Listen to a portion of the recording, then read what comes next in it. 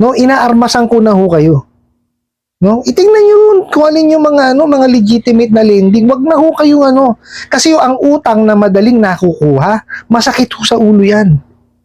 Bakit ko nasabi 'yun? Wala hong proper credit investigation eh. Oh, bibigyan lang ho kayo ng bibigyan niya mga 'yan. May nagtanong sa akin, Sir, Madam, this is from Credit Bureau of Investigation Team.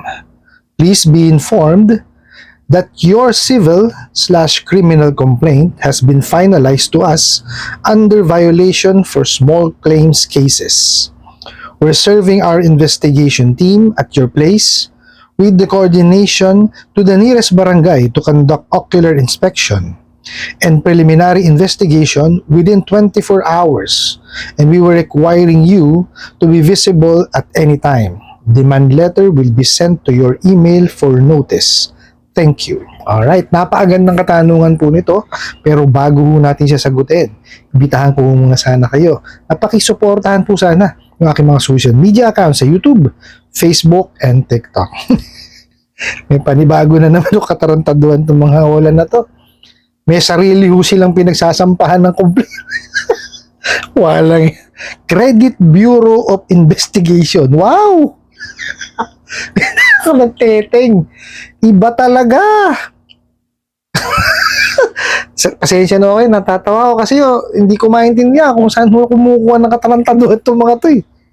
Di ba? Ano yung sinasabing Credit Bureau of Investigation Team? O tapos, i-inform kayo na yung civil criminal complaint ay finalize na raw po. Okay, sa kanila. Under violation of small claims cases. O kung small claims po pala, bakit may criminal? Diba? Civil case po ang small claims eh. Di po ba? Kaya lakas-lakas na. Nakita nyo, di ba sinasabi ko sa inyo, hindi ho sila makakatungtong ng korte. Ano ang ginawa? Gawa ng sarili nila. Ibang klase. Di ba? Dahil nga hindi sila makatungtong ng korte, ng barangay, police station, maski ho sa inyo, sa tapat ng bahay nyo, hindi makakatok sa pinto nyo, di ba? Gumawa ng sarili nila. Credit Bureau of Investigation. Alam teteng, sira talaga ulo ng mga to. Di ba? Sus Maria Josep. Tapos, ise-serve na raw yung investigation team daw pupunta sa bahay nyo at may coordination sa pinakamalapit na barangay. Bakit yung pinakamalapit na barangay? Kung hindi nyo naman barangay yun, malapit lang kayo sa barangay. Di ba? For example, sila ulo talaga. For example po, na ang barangay ninyo is Bosray, Barangay Bosray. Pero yung bahay ninyo malapit ho sa Barangay Ungas. Doon sila lalapit. Hindi naman kayo sakop nun. Ang teteng, bobo talaga. Di ba? Maria Josep, magkakandak daw po ng ocular and preliminary investigation. Mali agad. Bakit ba? Wala naman preliminary investigation na small claims. Di ba?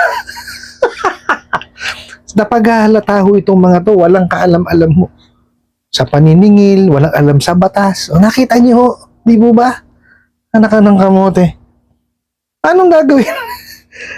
Kaya ho walang pag-unlad ang mangyayari dito sa mga abusado online lending apps na to. Okay? Wala ho silang pupuntahan kundi pagbagsak lamang. Okay? Nakita niyo ho yan, di ba? Ang bali-balita nga ho, di ba? Itong mga abusadong online lending apps na to is connected di umano sa mga pogo. Nasaan na po ang mga pogo na ngayon? Di ba? Edi susunod na yung mga yan. Okay?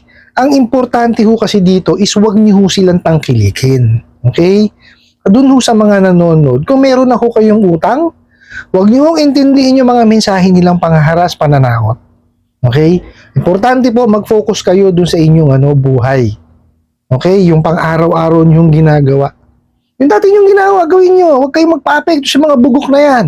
Ala naman hong gagawin yung mga yan. Hindi ho nila gagawin yung mga sinasabing papadalang pulis. Hindi ho yun ang primary na trabaho po ng ng mga kapulisan po natin. Ang kapulisan po natin is peace and order.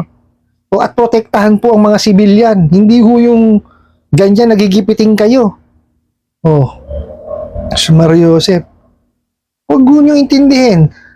Mag-focus kayo dun ho sa hanap buhay po ninyo, sa pamilya ninyo. Kung ano ho yung regular nyo ginagawa, gawin ninyo. Tapos, tsaka nyo pag-ipunan, tsaka at bayaran. No? Doon naman ho sa mga nanonood po na wala pa hong nahihiram sa mga abusadong online lending apps na to, huwag nyo na hong tangkain. At wala hong mangyayari sa buhay po ninyo. Ano po? Kung talagang kailangan nyo manghiram, lumapit na lang ho kayo doon sa mga kaibigan po ninyo o kamag-anak po ninyo. No? Kasi dito ho sa mga abusadong online lending apps na yan, nako, masisira lang ho buhay ninyo dyan. Ando na ho ako, madaling manghiram. In 5 minutes, totoo yun. Pahihiramin kayo.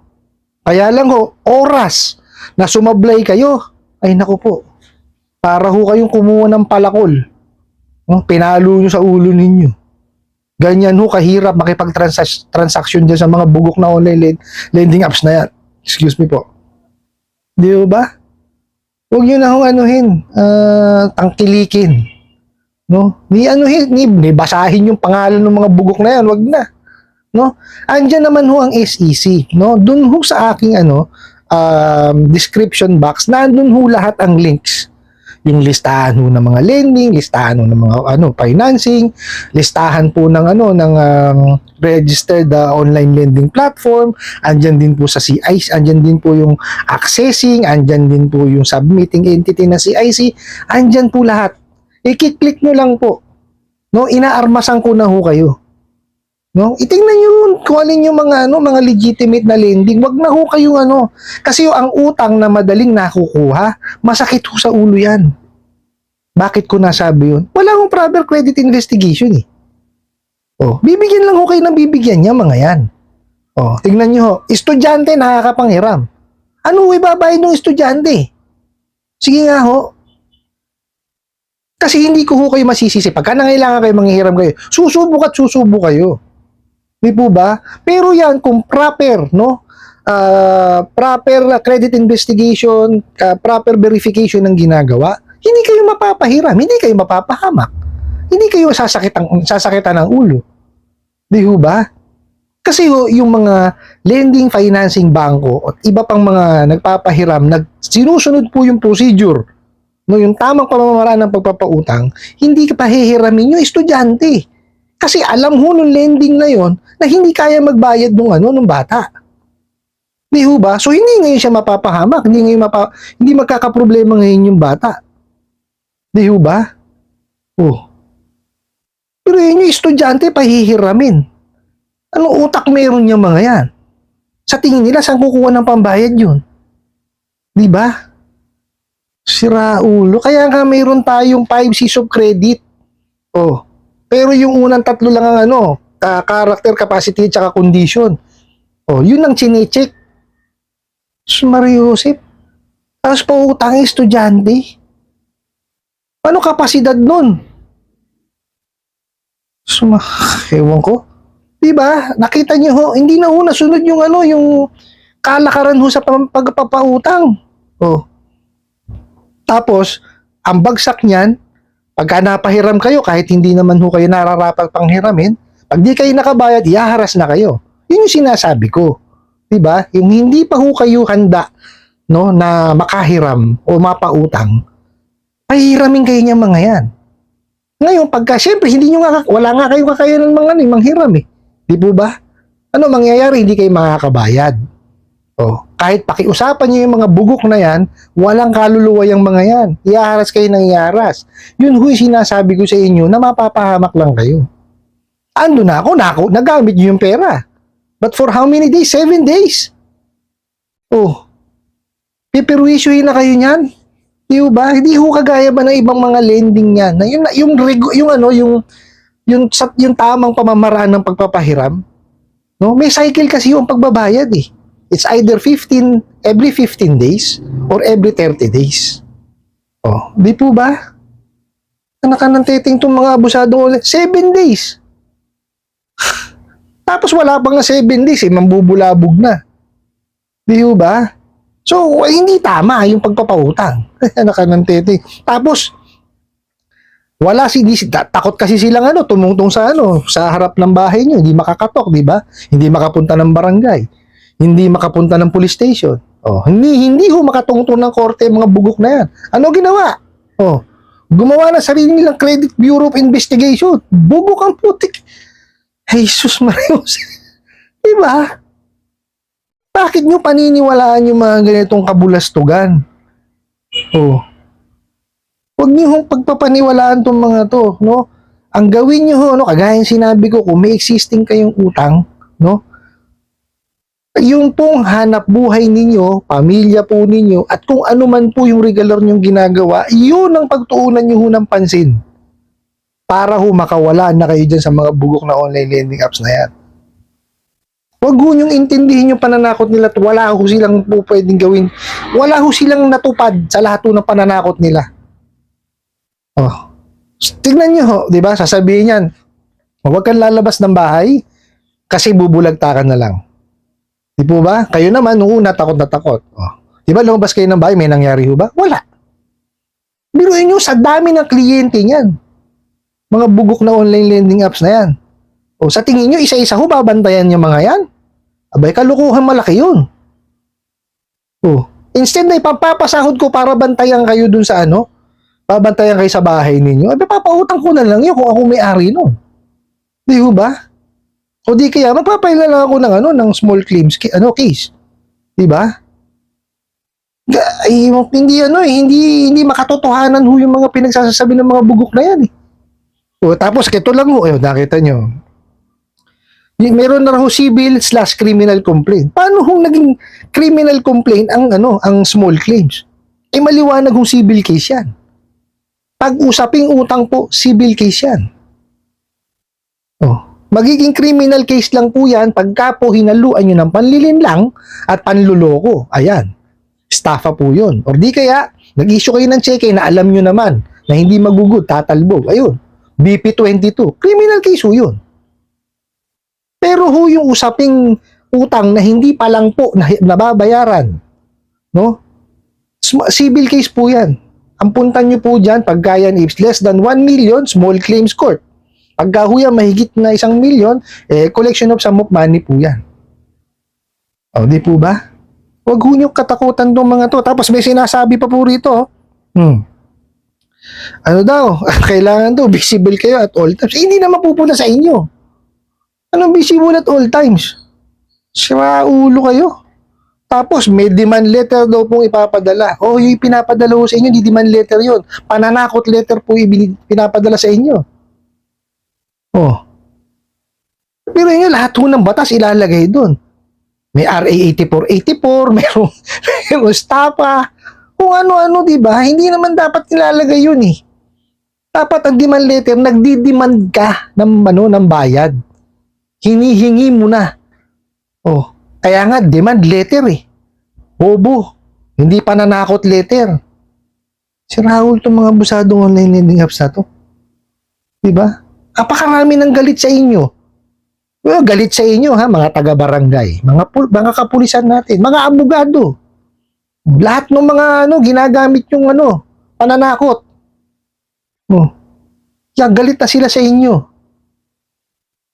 Mario, kaya hindi nga kayo makatungtong ng korte. Galit ang sa inyo, korte sa inyo. Ginagamit nyo, judge, prosecutor, abogado. Oh. Barangay, di rin kayo makapunta. Pati si kapitan, si secretary, ginagamit nyo.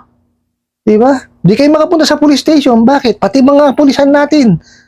Nakitin kay kaya dami-daming ginagawa, aabusuhin nyo, ay ginagamit ninyo. Diba? Puro ay sira ulo. Dami, pati nga NBI. Oh. Sa dami ho ng problema ng mga kawani ng NBI ba?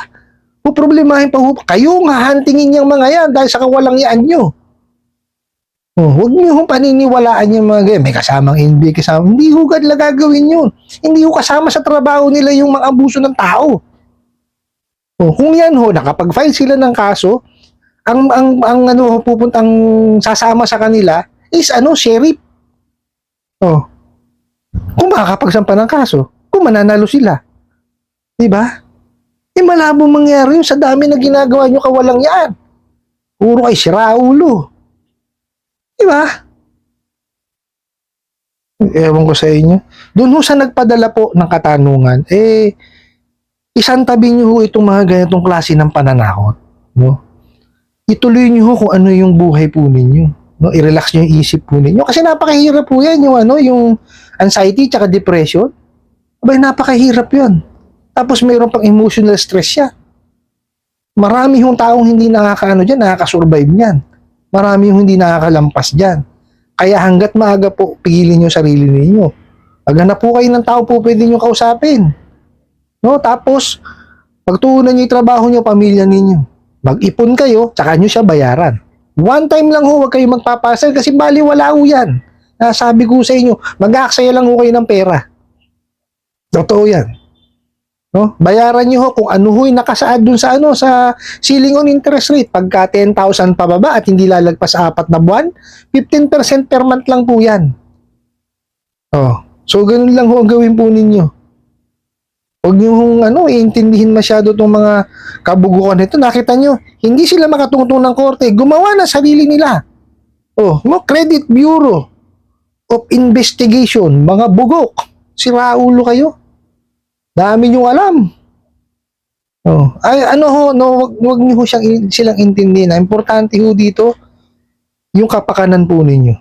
Kasi marami hong umaasa sa inyo. At intindihin niyo ho yung sarili ninyo. Yan ho pakakatandaan ninyo. Isipin po ninyo yung mga umaasa po sa inyo. Pamilya po ninyo, anak ninyo, asawa niyo, magulang niyo. Di ba? Pag pinag-iintindi niyo itong mga bugok na online lending apps na to, wala akong mangyayari sa buhay po ninyo. Hindi niyo malalampasan yan pagka ganyan. Patatagin niyo po ang inyong kalooban. Ano po? I hope nasagot ko po itong katanungan na to at sana po ay makatulong. Maraming salamat po sa inyong walang sawang pagsuporta at panonood sa aking mga videos. Maraming salamat po sa inyong pag-like, pag-share, pag-comment at pagtatanong. And kunin ko na rin po itong opportunity na to na imbitahan po sana kayo na pakisuportahan po sana yung aking mga social media accounts sa YouTube, Facebook, and TikTok. Hanggang sa muli po. Yun lang.